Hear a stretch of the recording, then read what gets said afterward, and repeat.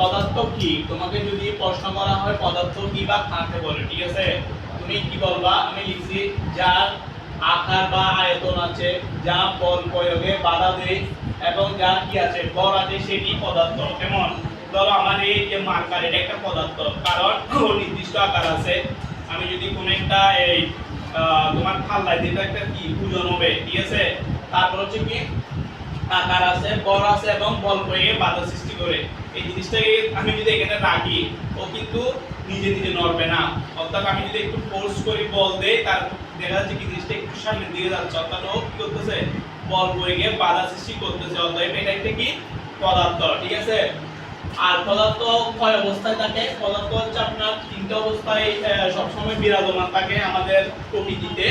প্রথম হচ্ছে কি কঠিন, বায়বীয় ও তরল। একটা পদার্থ কয় অবস্থায় থাকে? তিন অবস্থায়। এগুলো কি কি? কঠিন, বায়বীয়, তরল।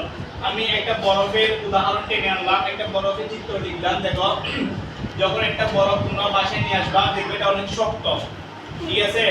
ওই শক্ত অবস্থায় কি বলা হচ্ছে? কঠিন অবস্থা। এটা কি বলা হচ্ছে? কঠিন অবস্থা, ঠিক আছে।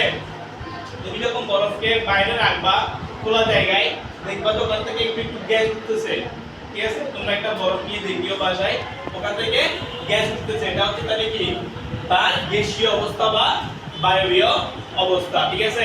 এরপরে তুমি যদি একটা বরফকে একটা 1 ঘন্টা রেখে দাও, একটা বড় বরফের কণাকে, দেখবে যে 1 ঘন্টা পরে এখানে পানি হয়ে গেছে, অর্থাৎ বরফটা গলে কি হয়ে গেছে? পানি হয়ে গেছে, ঠিক আছে। তখন ওই জিনিসটাকে বলবো আমরা কি?